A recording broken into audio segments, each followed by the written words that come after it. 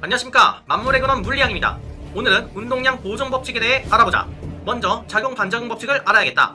작용 반작용이란 물체에게 힘을 가하면 힘을 받은 물체는 그 기능 갖고 방향이 반대의 힘을 반작용으로 가한다는 것이다.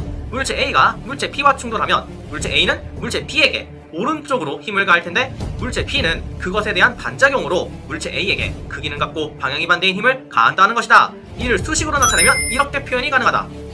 중요한 점은 여기서 마이너스의 해석이 반작용 힘의 방향이 반대 방향임을 말하는 것이 아니라는 것이다. 애초에 수식의 등호가 성립하려면 좌변과 우변이 같아야 한다. 여기서 좌변을 작용힘, 우변을 반작용힘이라고 하자.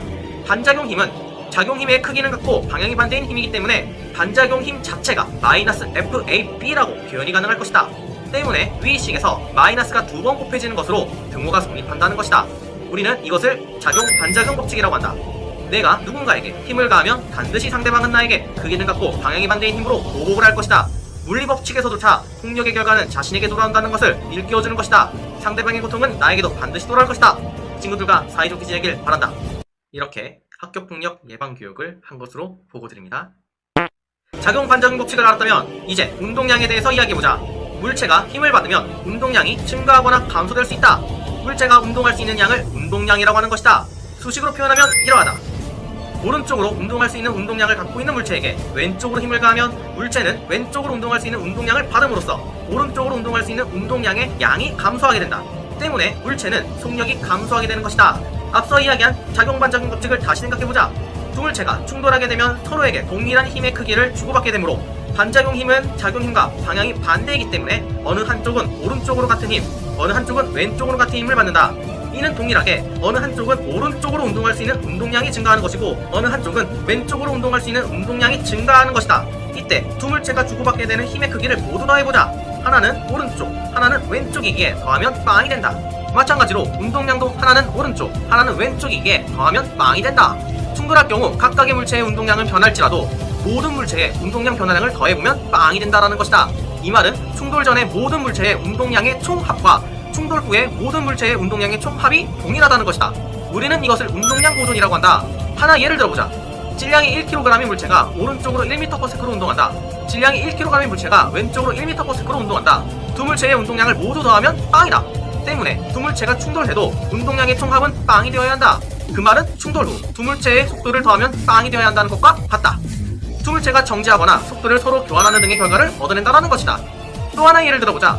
질량이 2kg인 물체가 오른쪽으로 1m/s로 운동한다. 질량이 1kg인 물체가 왼쪽으로 1m/s로 운동한다. 두 물체의 운동량을 모두 더하면 오른쪽을 플러스로 한 플러스 1N세크이다. 때문에 두 물체가 충돌하면 운동량의 총합이 플러스 1N세크가 되어야 한다.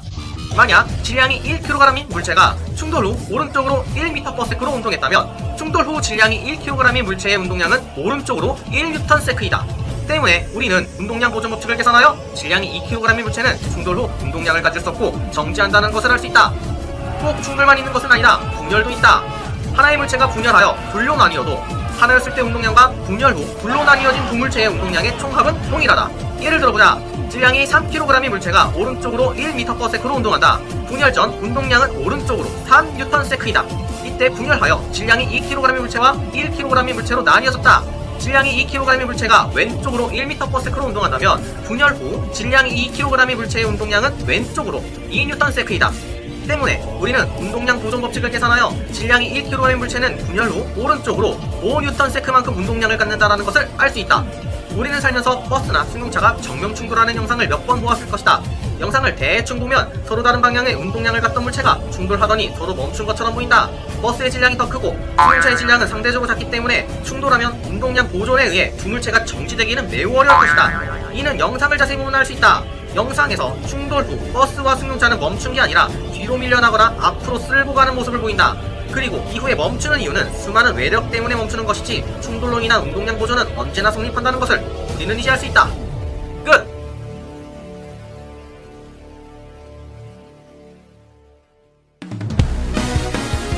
네, 영상 보고 왔습니다.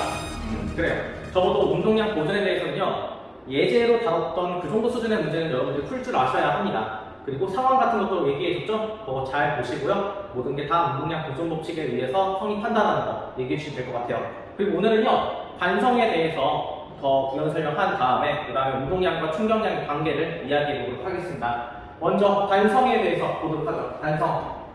반성이라는 것은 뉴턴 제1법칙에서 이야기하고 있는 모든 물질이 가지고 있는 성질을 얘기하는 겁니다. 그러니까 항상 반성에서 얘기하는 거에서 정지하고 있는 물질 있죠? 정지. 멈춰있는 녀석들은요, 계속 정지하려고 하는 거예요. 계속 정지. 그리고 또 운동하고 있는 녀석도 있겠죠.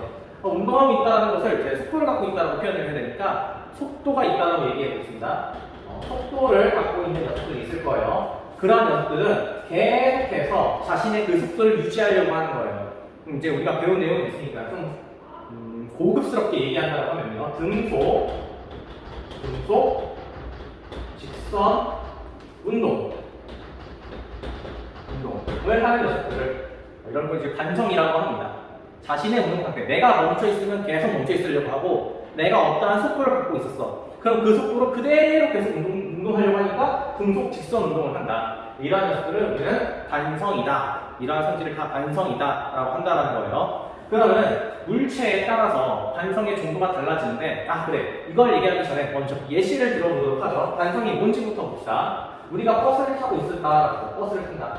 버스를 타면 이렇게 쭉 서 있을 텐데, 버스가 갑자기 출발하면 아마 다들 이런 식으로 쏠리는 느낌을 봤을 겁니다. 쏠리는 느낌을 받는 이유가 뭐겠어요? 버스가 이렇게 움직이고 있다. 그럼 나는 계속 멈춰있고 싶은 거야. 멈춰있어서 그냥 그 자리에 있고 싶은데, 버스가 출발하다 보니 버스와 지금 연결되어 있는 게 지금 바닥이겠네요. 바닥도 지금 같이 운동하고 있잖아요. 운동하다 보니까 내 발이 같이 이렇게 휘둘려서 움직이니까 그렇게 되는 거예요. 이렇게. 근데 우리는 마치 버스가 움직이는 사실을 인지하지 못하니까 누군가 나를 뒤로 미는 것 같아. 미는 것 같아. 이런 느낌을 받는다는 거예요. 그것이 바로 반성이다. 버스가 이제 갑자기 멈추면 이렇게 쏠리는 거. 언젠가 지금 이 녀석이 이제 계속 운동하고 있으니까 나는 계속 이렇게 운동하고 싶어. 근데 갑자기 버스가 멈추니까 나는 갈 거란 말이에요. 이렇게. 가고 싶은데 지금 바닥과 버스는 붙어 있잖아요. 그러니까 바닥이 지금 가만히 있으니까 야, 너 움직일 건데 이렇게 가는 거예요. 이게 앞으로 쏠리고 뒤로 쏠리는 게 다 반성 때문이다. 또 한 번 얘기해 볼게요. 이거는 몇 번 많이 그려봐가지고 좀 아닌가? 그래도 휴지죠? 그쵸? 누가 봐도 휴지예요. 이게 잘 그리네. 이렇게 내가 그림 실력이 좀 뛰어날 것 같아요. 그럼 이 상태에서 제가 딱 빠르게 당기게 되면은 여기 부분만 끊어지게 되고 나머지 부분은 그대로 있을 겁니다. 그 이유가 뭐냐? 반성 때문에. 힘의 전달이 온전하지 않기 때문에 내가 빠르게 딱 뽑게 되면은 이 녀석은 내가 붙잡을 때 휩쓸려 가지만 얘네들은 그대로 멈춰있고 싶어가지고 거기에 동반해서 나 가만히 있을 거야 하고 가만히 있는 거예요. 그게 바로 반성이다. 오케이? 그래서 이렇게 움직여가지고 자신의 원래 운동 상태였던 정지하고 있으면 계속 정지 혹은 속도를 갖고 있으면 등속, 직선 운동을 하고 싶었던 이러한 상태를 유지하지 못하고 어쨌건 힘이 전달되면 움직일 수밖에 없잖아요. 이 발바닥 봐봐, 발바닥. 원래 가만히 있고 싶었는데 마찰력 때문에 움직이게 된 거잖아요. 나머지 애들은 아직 힘이 전달이 안 됐으니까 우이구야 하거나 이렇게 휩쓸렸단 말이죠. 이런 식으로 힘의 전달이 일어나가지고 자신의 운동 상태를 유지하지 못했을 경우에 우리는 이것을 반성이 깨졌다라고 얘기합니다. 반성이 지금 광선을 보고 있어서 그런 것 같아요. 네. 반성이 깨졌다. 이런 표현을 해요. 오케이? 네, 그러면 한번 반성의 크기에 대해서 얘기해 보도록 합시다. 반성의 크기라고 하면요, 이 반성 상태를 유지할 수 있다. 반성이 크면 클수록 반성 상태를 유지하려고 한다. 뭐 그런 식으로 보면 될 것 같아요. 예를 들어 F는 MA를 생각해 봅시다. F는 MA에 따라 내가 어떠한 힘을 받게 되면은 나라는 질량체는 어떠한 가속도로 운동할 거잖아요. 그렇죠? 운동할 거란 말이에요. 근데 내가 만약에 어떠한 힘을 받았는데 나의 질량이 워낙 커. 너무너무 크면 그때 만들어지는 가속도의 크기, 속도 변화량이 매우 작겠죠. 그쵸? 속도 전환량이 매우 작다는 것은 나의 속도를 유지하려고 해. 그 유지하려고 하는 정도가 워낙 강하기 때문에 힘이 가해졌음에도 불구하고 나의 속도 변화는 매우 조금밖에 일어나지 않았다. 그렇게 해석할 수 있잖아요. 그걸 얘기하는 겁니다. 그래서 질량이 크다라는 것은 질량이 큰 녀석들은요, 자신의 관성 상태를 유지할 수 있는 그 힘도 크다라고 얘기를 해요. 관성이 크다라고 표현한다는 거죠. 그래서 질량이 크면은 관성이 크다. 그럼 질량이 작으면 가속도가 크겠죠. 가속도가 크니까 자신의 운동 상태가 너무 쉽게 변하는 거야. 너무 쉽게 변화버리니까 이거는 관성이 작다라고 하는 거죠. 그럼 비례관계에 대해서 한번 식을 써보죠. 관성이라고 합시다. 관성이 크다라는 것은 질량이 크다. 뭐 이렇게 볼 수 있고요. 반대로 작다라는 것은 질량이 작다. 이렇게 표현이 가능하다는 겁니다. 관성 어렵지 않죠? 그렇죠? 이걸 가지고 이제 운동량과 충격량의 관계에 대해서 이야기해 보도록 할게요. 쉬고 합시다. 이제는 충격량에 대해서 이야기해 보도록 합시다. 지난 시간에 운동량을 배웠으니까 이 충격량은 쉽게 여러분들이 접근할 수 있을 거예요. 오케이? 두 물체가 충돌했을 때 서로는 작용과 반작용에 의해서 서로 같은 힘을 주고받는다라고 얘기했습니다. 근데 그걸 우리는 뭐라고 할 거냐? 충격량이다 라고 표현할 거라는 거예요. 그럼 충격력은 뭐예요? 그 충격력을 받을 거야.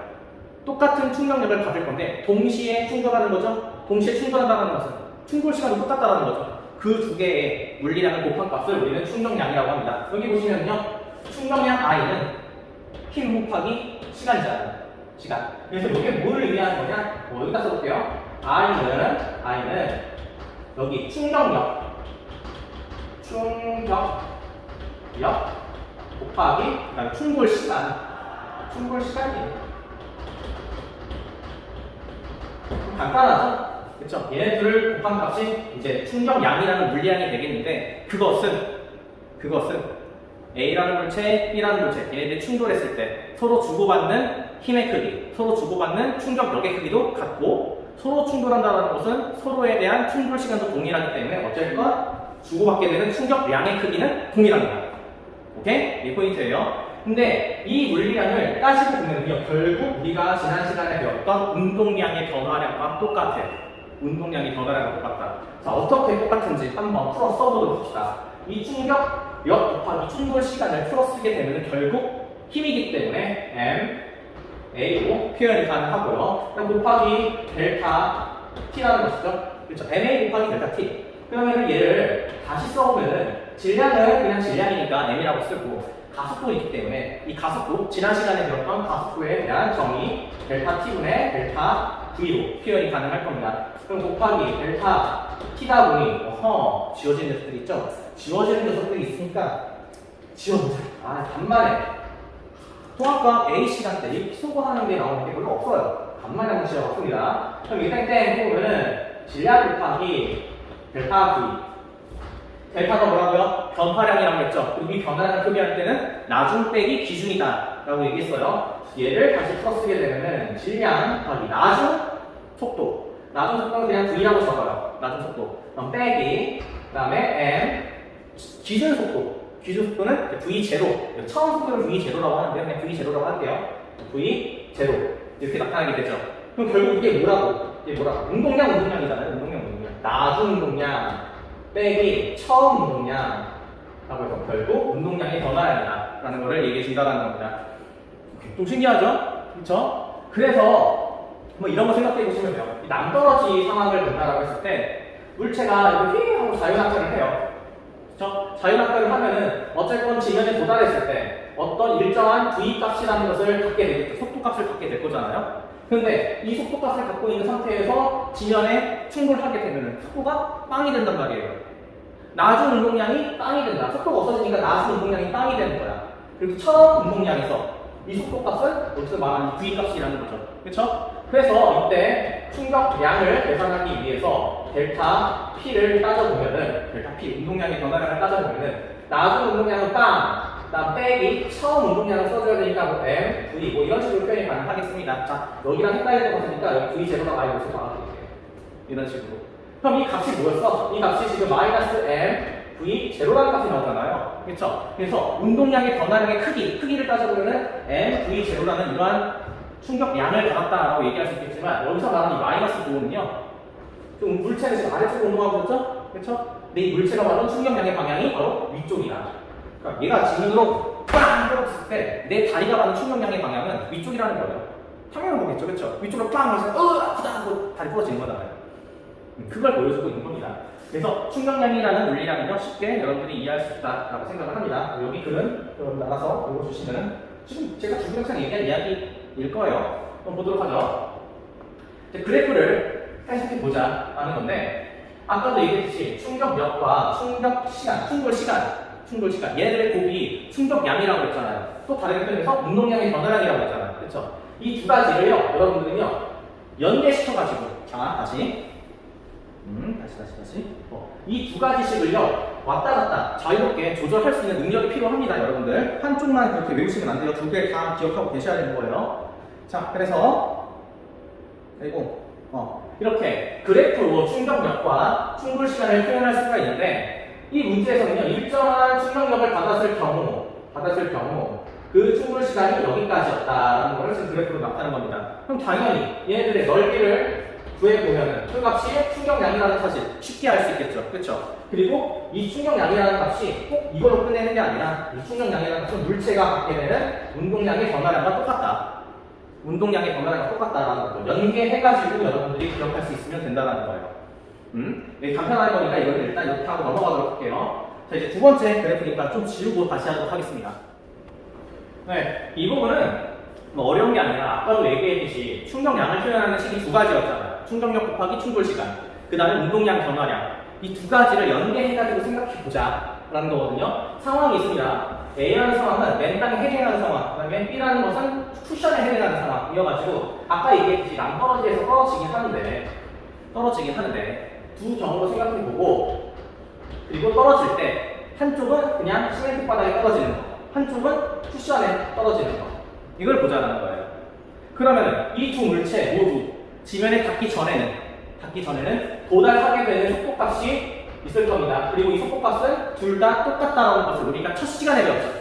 그래서 가속도가 동일하기 때문에 무조건 도달하게 되는 속도의 값은 같을 수밖에 없어요. 공기저항이라든가 외력이 없는 경우에. 오케이? 그래서 이렇게 얘네들이 속도를 갖게 되고 지면에 충돌해서 자신이 갖고 있던 속도가 모두 없어지게 되면 운동량의 변화량 값이 아까 계산했던 대로, 그렇죠? 그렇게 나오겠죠. 그리고 그 운동량 변화량 값이라는 것은 결국 물체가 갖게 되는 충격량의 크기다. 그걸 얘기한다라고 했어요. 그래서 두 물체가 갖게 되는 충격량의 크기는 어쨌건 동일해요. 얘네 둘이 갖게 되는 충격량의 값은 동일합니다. 왜? 운동량의 변화량 값이 똑같잖아. 둘 다 질량은 똑같은 녀석들이에요. 얘도 M이고 얘도 M이에요. 오케이? 그리고 도달하는 시간도 속도도 똑같으니까 운동량의 변화량도 똑같을 수밖에 없겠죠. 그렇죠? 그래서 A라는 상황과 B라는 상황에 힘 시간 그래프, 다시 말해서 충격력 곱하기 시간 그래프, 충돌 시간 그래프를 그려보면은 얘들이 나타내는 면적의 값이 동일할 수밖에 없습니다. 동일해야지 충격량이 같은 거니까. 근데 다른 점은 그래프의 형태가 달라지게 되는데, 그 말은 뭐냐? 얘 같은 경우는 시멘트 바닥이 바로 떨어지잖아요. 바로 떨어지니까 충돌 시간이 매우 빵 끝나는 거야. 근데 우리가 이미 결정되어진 충격량만큼의 충격력 곱하기 시간이 돼야 되는데, 시간이 매우 짧다 보면 자연스럽게 충격력의 크기가 커질 수밖에 없겠죠. I는 F 델타 T니까 이 델타 T가 작아지게 되면 그때 물체가 받아야 하는 충격력이 커질 수밖에 없다라는 거예요. 그래서 A 상황 같은 거 보면 충돌 시간은 지금 매우 짧은데 똑같은 면적이 나와야 되니까 그때 받게 되는 최대의 충격력의 크기가 클 수밖에 없죠.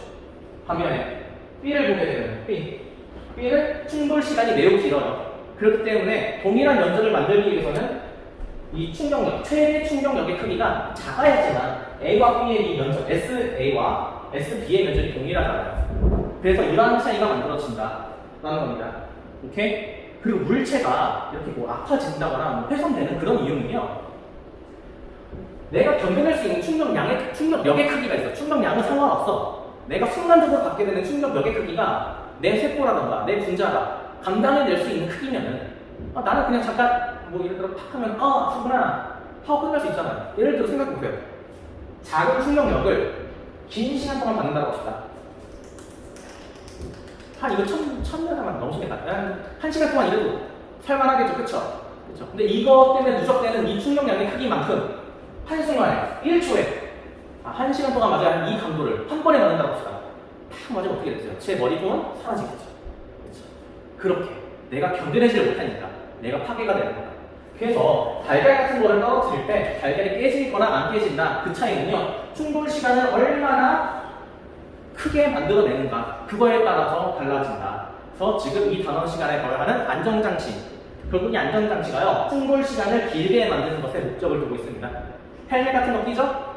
헬멧 같은 거 끼면 충돌하고 나서도 극이 빵 맞을 거 폭신하게 맞고, 그렇죠? 그 다음에 뭐 안전모도 한 번에 탁 맞을 거 폭신하게 맞고, 그런 식으로 해가지고 인간을 지키는 거죠. 에어백 같은 거 폭신하게 맞고, 그렇죠? 그 다음에 추가적으로 생각할 게 있어요. 추가적으로 꼭 이렇게 충돌 시간만 길게 하는 것도 있겠지만 그것보다 힘을 분산시키는 역할도 합니다. 내가 받게 되는 충격력을 사방으로 분산시키는 거예요. 내가 여기만 봐봐, 생각해봐. 또 이렇게 하는데 이렇게 넓은 면적을 한 번에 탁 맞는 거는 어쨌건 버텨낼 수 있겠죠. 여러 가지 세포들이 이제 얘네들이 이겨내면 되니까. 근데 바늘구멍으로 푹 찌르면 아프겠죠. 이게 뭐냐고? 그냥 뭐 쿠션으로 이렇게 맞는 거랑 그 다음에 총으로 팍 맞는 거랑 누가 아프겠어요? 당연히 총이 아프겠지. 힘을 분산시키지 못하면 그만큼 치명적이다라는 겁니다. 그래서 안전장치는 두 가지예요. 힘을 분산시키거나 충돌 시간을 길게 하거나. 이 두 가지로 보시면 되겠습니다. 네, 그래서 우리는 충격량과 운동량 관계식을 따져봤을 때 달걀이 살아남기 위해서 충돌 시간을 길게 해야 돼 라는 것에 초점을 두고 공부하시면 된다는 거예요. 됐죠? 자, 넘어가도록 하죠. 자, 빈칸 채워봅시다. 운동량과 충격량에 대한 설명이다. 옳은 것은 동그라미, 아닌 것은 X 하세요. 물체가 받는 충격량은 물체의 운동량에 관한 것 같다. 네, 동그라미입니다. 관련시켜서 기억해 주세요. 써드릴게요. I는 F 곱하기 델타 T는 델타 P. 그래서 이 관계 잘 기억해 주십시오. 다음 2번. 물체의 속도를 크게 변화시키기 위해서는 물체에 작용하는 힘은 크게, 자, 힘은 크게, 작용하는 시간은 짧게 해야 한다. 속도를 크게 변화시키기 위해서. 뭐 질량의 변화 이유는 없잖아요. 그럼 결국 이 운동량 변화량이란 말이에요. 힘 크게 하고 시간 적게 하면은 쉔쉔 아닐까? 쉔쉔? 그렇죠. 쉔쉔이니까 이거는 아니죠. 뭐 하는 거야? 줬다 뺐다 하는 거네. 줬다 뺐다 하니까 X. 운동량과 충격량의 단위는 서로 다르다. 네, 관계식이 똑같죠. 운동량과 충격량, 관계식이 서로 똑같습니다. 그리고 단위는 그때도 얘기했지만 단위 두 가지로 표현할 수 있다고 했어요. 뉴턴, 세크. 그다음에 또 킬로그램, 미터, 퍼, 세크. 이렇게 기억해 주십시오. 서로 같다. 정지해 있는 물체에 그림과 같이 합력이 작용하였다. 4초 동안 6N만큼의 충격력이 작용했대요. 그럼 이거 충격량을 구하라고 했습니다. 면적 구하면 되잖아요. 심플 24 뉴턴 세크. 이렇게 간단하게 할 수 있겠죠? 자, 넘어가죠. 여기. 자, 이 두 가지만 더 하고 끝내도록 합시다. 어떤 물체에 50N의 힘을 0.1초 동안 작용했다. 충격량의 크기를 구하시오. 곱하면 되잖아. 50 곱하기 0.1초니까 10분의 1 그러면은 5 뉴턴 세트가 나오네요. 끝. 났어요. 다음 4번. 그림과 같이 높이에서 시간 숟가락, 쿠션, 계란 떨어뜨리기, 충격 시간, 충돌 시간의 차이, 이거는 얘기하는 거죠. 두 달걀의 운동량 변화량은 동일합니다. 두 달걀이 갖는 충격량의 크기는 같다. 결국 충격량의 크기가 같기 때문에 운동량 변화량도 같은 거예요. 자, 얘를 어떻게 조리해가지고 나에게 충격력, 최대 충격력을 최대로 줄일 수 있는가, 그게 핵심인 거죠. 두 달걀이 작용하는 충격량의 크기는 다르지. 충돌 시간이 다르니까. 두 달걀이 힘을 받는 시간은 충돌 시간 얘기하는 거네. 같다? 다르다고. 이렇게 간단하죠? 그렇죠? 네. 여러분들이 물리학 1을 지금 배우고 있는 게 아니라 통합과학을 배우기 때문에 복잡한 내용은 없고요. 적어도 이건 단순 계산 정도는 할 수 있어야 합니다. 그리고 여기에 이거를 이제 실생활로 적용해가지고 안전장치가 어떠한 원리로 만들어지는지 그거에 대해서 고민을 해보시면 좋을 것 같아요. 오케이? 네, 지난 시간에 너무 오래 배웠으니까 오늘은 짤막하게 간단하게 이렇게 끝내봤습니다. 연습 더 해주세요. 계속해서 이거 반복해가지고 어차피 중간고사 범위가 이걸로 끝나는 거니까요. 계속해서 반복 학습하겠습니다. 오늘 여기까지 하도록 하죠. 고생하셨습니다.